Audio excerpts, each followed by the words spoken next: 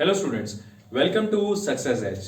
जैसा कि आपको पता है, हर हफ्ते का करंट अफेयर्स हम आपके सामने लेके आते हैं 15 टू 20 मिनट्स के शॉर्ट वीडियो में।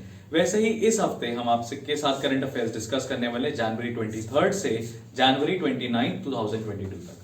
आपको पता है क्लैट एग्जामिनेशन को अब कुछ ही महीने बाकी हैं और आपको इस करंट अफेयर्स पे पर्टिकुलरली फोकस करना चाहिए।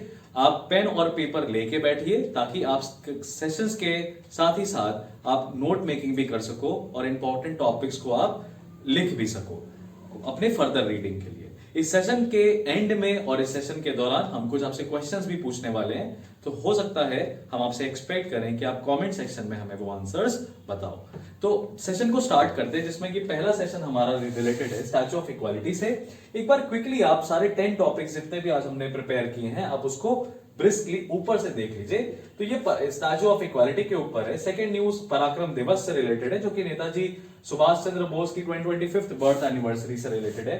तालिबान का एक डिस्कशन ओस्लो में यानी कि नॉर्वे में चल रहा है, इसका कोई ऑफिशियल इंफॉर्मेशन अभी तक रिलीज नहीं हुई है।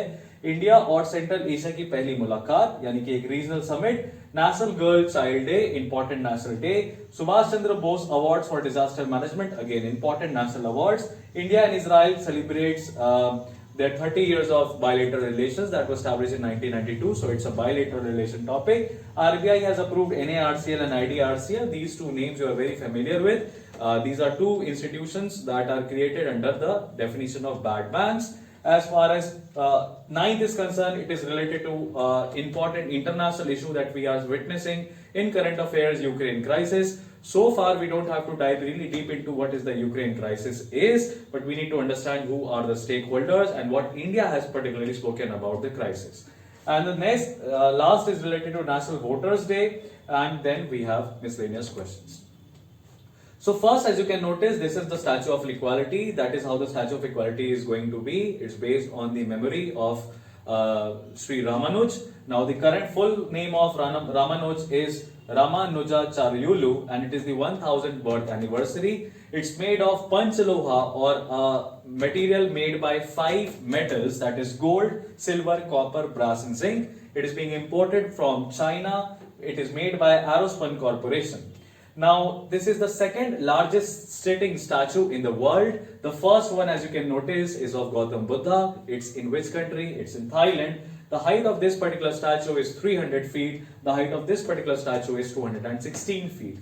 Going ahead, you know, what is the particular relevance of this particular Statue of Equality? Now, Statue of Equality, this Ramanuj person, he is enthralled as a very important luminary in religious aspects. He was a follower of Vaishnavism, torchbearer of Vaishnavism. Bhagavad Ramanuj has distilled the essence of Vedas and ancient wisdom to promote a timeless message of equality. While the European countries, the American countries did not have even any idea about what equality would mean in a democratic society, India's thought process and India's Vedas wisdom stressed till that extent at that point of time also. Moving ahead, can you tell me this particular answer? What is that city where Statue of Equality is being constructed?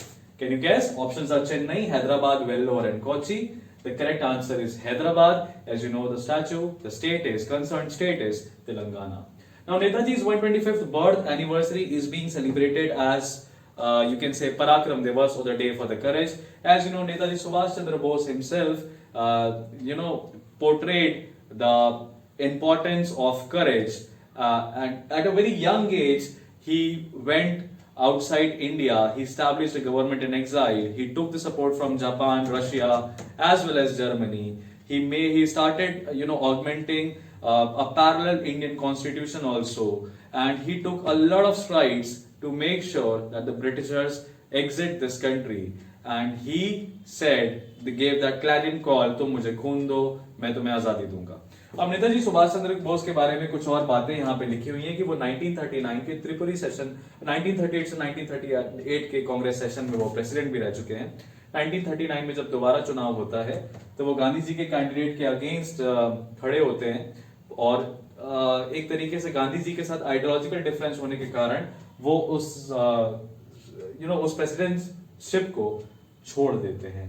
वो गांधी जी के काफी अच्छे supporter थे। Salt सत्याग्रह में 1930 में गांधी जी की बातों को काफी मानते थे, पर नो सिविल डिसोबीडियंस मूवमेंट जब गांधी जी ने विड्रॉ कर लिया था 1930s के दौरान, तो सुभाष चंद्र बोस जी उससे काफी हद तक नाराज भी थे। गांधी आयरविन पैक्ट जो 1931 का हुआ था, उसमें जो एग्रीमेंट हुआ था गांधी जी और लॉर्ड आयरविन के बीच में, उससे भी सुभाष चंद्र बोस काफी हद तक नाराज थे।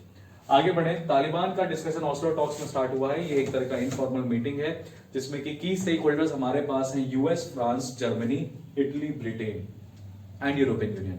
As you know, none of the Western countries, including India, have not formally recognized Taliban as a legitimate government, because what these countries are saying is that a legitimate government in a democratic state would represent the will of the people, whereas unfortunately in Afghanistan on August 15, Taliban has acquired at gunpoint the you can say the parliament or whatever the political structure of that country was. Now notice that particular city, Oslo, it's in Norway. There are other parallel discussions also that are being done in different parts of the world. Like you have heard Istanbul in the past, like you have heard Turkey, like you have heard Qatar, like you have also heard about a key term Troika that happened in Moscow. So all these have to be studied in tandem with related to Taliban. You don't have to deep dive into what the Taliban is or what the Afghanistan crisis is or what is the historical aspect of 18th or 19th century, but you have to make sure that what India is saying about Afghanistan and what are security stake points of Afghanistan, or for that matter United Nations Security Council resolution number 2593 that we have discussed in the current affairs session. Let's move ahead. India's first bilateral meeting with Central Asian countries. In this, please notice what are those Central Asian regions. Now, these Central Asian regions include 5 countries starting with Kazakhstan, Uzbekistan, Turkmenistan, Tajikistan, Kyrgyzstan. If you notice particularly, India does not have a direct route into these countries. This is Turkmenistan. But India, because this region particularly is Pak-occupied Kashmir, occupied, currently in occupation of Pakistan, and India cannot create a direct road. Alright, now why is India so much interested into these regions? Because India is not the first country who is trying to establish ties with these countries. You have recently heard that in Kazakhstan, CSTO forces were deployed by Russia. So Russia is also at the periphery, China is also at the periphery, Iran is also at the periphery, and then you will find that European Union or European countries are also at the periphery. So if India has an access to into these regions, you will find that India will have a opportunity to create vast levels of trade with all the European as well as Asian countries. But unfortunately, due to this region, Pakistan or having a differences with Pakistan over Kashmir issue, India does not have that stand, and India is trying to create an exit route through sea.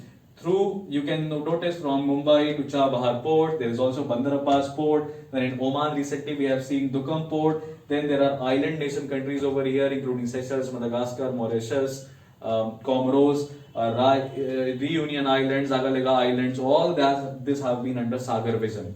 तो इसमें जो की dignitaries जो आए थे उनके नाम जो हैं वो हमारे लिए इंपॉर्टेंट हो जाते हैं। एक बार हमें देखना तो जरूर चाहिए कि कौन वो 5 डिग्नेटरीज हैं। इन 5 डिग्नेटरीज को हमने अपने रिपब्लिक डे परेड में भी इनवाइट किया था, पर कोविड-19 के सर्च की वजह से हमें इन्हें अनफॉर्चुनेटली मना करना पड़ा।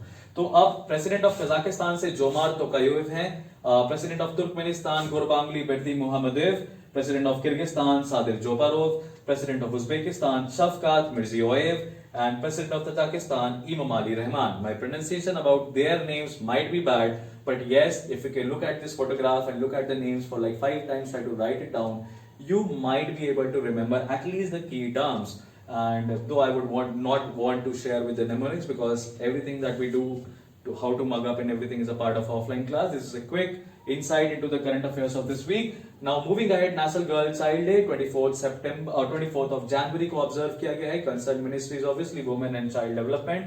The idea is to generate awareness, make the country gender neutral, create gender neutral opportunities, decrease female feticide, all right, and you can say and to avoid gender-based discrimination. For that, Government of India has recently taken a lot of positive affirmative policy actions in which Save the Girl Child, Beti Bachao Beti Padhao, Sukanya Samriddhi Yojana, CBSE Udan scheme, free or subsidized education for girl child, reservation for women in colleges and universities are one of them. Could be possibly one of them, but you notice that January 24th is National Girl Child Day, Ministry of Women and Child Development. Moving ahead, Subhash Chandra Bose Awards for Disaster Management. Now these awards are given under 2 categories. One is at institutional level, the other is at individual level. At individual level 5 lakh, at institution level 51 lakh award money is basically given. So at this year, Gujarat Institute for Disaster Management GIDM of and Professor Vinod Sharma. So GIDM is at institutional level, whereas Vinod Sharma is at the individual level, who has been awarded with Subhash Chandra Bose Abada Prabandhan Puraskar 2022 for their excellent work in disaster management. All those points that we have discussed is already mentioned over here with some additional insights. Also Sendai framework. So this is an international framework. Sendai framework for disaster risk reduction 2015 to 2030 was adopted at the third UN World Conference in Sendai, Japan in 2015. So international law related to disaster risk mitigation is Sendai framework for 2015. The Sendai framework is a successor instrument for the earlier one, was the Hyogo framework for action 2005 to 2015. Let's move ahead. Now, India and Israel are celebrating 30 years of their bilateral relationships. All right. You can notice that India and Israel is basically important security partnership. They have a strategic relationship. India is also negotiating a free trade agreement. Now, they have released a special logo on that particular occasion, in which you can see this is the charkha and this is the chakra, Dharam Chakra, and then it is the Star of David to commemorate the 30 years of full-fledged partnership. All right. Now, India officially recognized Israel in 1950. The two countries established full diplomatic ties on 29th January 1992. As of December 2020, India was among the 164 United Nations member states to have diplomatic ties with Israel. Now, why only 164? Because there are other countries who support the cause of Palestine. Recently, Israel and Palestine came into conflict when Hamas attacked the city of Tel Aviv and bombed that city using gas balloons and everything. And India at United Nations Security Council, T.S. Trimurti, permanent representative, mentioned that India supports a two-nation theory because that is how the case has been even in India. India was divided into India and Pakistan. So that's one of the aspects. If you notice particularly the location of Israel, you will find that it's in a very hostile environment. It is surrounded by Egypt, Jordan, Syria, Lebanon. So Syria and Lebanon do not have any proper political structure, and there are different state areas like Gaza, West Bank, Golan Heights, where Israel has attacked in different years, 1949, 1967, 1985. Though we are going to avoid those discussions, but quickly let's take a look that this is the Gaza Strip where Hamas militant organization is possibly situated, and this Gaza Strip was captured from Egypt in 1967. And then there is Sinai Peninsula, 1967 again from Egypt. Then these are the Golan Heights again in 1967 from Syria, and this is the West Bank and Jerusalem, 1967 from Jordan. If you notice particular fact about Jerusalem, it is an international religious capital because as per United Nations, this particular city owes its allegiance to or reverence to three important religions, that is Christianity, Islam and Judaism. Moving ahead, RBI has finally given approval to the Bad Bank, has granted the license to NARCL and IDRCL, the Bada Bhai and the Chota Bhai, as an asset reconstruction company. Now you must have read this in particular news that this is National Asset Reconstruction Company Limited and this is India Debt Resolution Company Limited, in which this particular company is going to buy out the non-performing assets or NPAs or bad loans from different banks, provide 15% amount of that entire corpus of the bad loan immediately, and government has nearly allocated somewhere around 30,500 crores, in which ultimately IDRCL is ultimately going to improve the collateral security that is there and sell it to recover the loans in case if NARCL is not able to do so. So this has particularly received that. Alright, moving ahead, 30,600 crore has been allocated. Now can you answer this particular question? Which among the following is the bad bank that has received a license from RBI recently to recover NPAs or bad loans? किसको मिला है ये bad loans recover करने का license? So this is obviously option B, National Asset Reconstruction Company Limited. Which among the following banks will have 51% stake owned by public sector entities? Now this is another catch. In this you can find that NARCL will be owned by public sector entities, 51% of the major stake would be by public sector entities. But if we talk about IDRCL, 51% stake would be owned by private banks. That's the key difference between these two entities. Going ahead, Ukraine crisis, India has called for peaceful resolution. Now you can notice in the image, he is Arindam Bagchi, spokesperson for Ministry of External Affairs, and India has called that a sustained diplomatic effort should be maintained between Ukraine and stakeholders, and none of the countries, none of the agencies should take a unilateral step. And though it has not condemned the step taken by Russia to deploy 1 lakh troops, and it has not even criticized NATO for deploying 30,000, but is kind of warning all the stakeholders to ensure that the peace in the region is not breached. And that is what India has said, to reach to a peaceful resolution, sustain diplomatic efforts for long-term peace and stability in the region and beyond. The Embassy of India is situated in the capital, Kyiv, is also monitoring local developments, and that is what the India is saying. Crimea. Now this is another one small area, you can say peninsular area located around Ukraine. A small island part of Ukraine was annexed by Russia in which of the following years? Now this is the same year where G8 became G7, Russia was kicked out from G8. The correct answer is obviously A, 2014. Which among the following sea is there around Ukraine where Russian Navy fleet recently came in a face-off with UK ship? Now this was again in news. They came into face-off. A UK vessel was trying to enter Ukraine. Russian vessel stopped it because it was passing through Crimea. And name that sea. That sea is obviously the Black Sea. Let's move ahead. National Voters Day. Now this particular day is very, very important because India is the largest democracy in the world itself. 25th January every year would be celebrated as National Voters Day. This was 12th Voters Day. And the national function was held at New Delhi under Vice President Sri M. Venkaiah Naidu, and who was the chief guest of the occasion. Now, Chief Election Commissioner, please notice the name, Sri Sushil Chandra, reiterated Commission's determination to make elections more inclusive. We notice the idea that Election Commission of India is having in its mind to make elections more inclusive, more accessible, and more participative. As you know, voter literacy is a cause of concern in a democracy as large as India. And for that matter, the Chief Election Commissioner has already highlighted that they want to make elections more inclusive. Now, National Voters Day has been celebrated all over the country on January 25th every year since 2011 to mark the foundation day of Election Commission of India that happened in 1950. Now, the question from that particular topic is, what was the theme of the National Voters Day 2022 celebrated by Election Commission of India?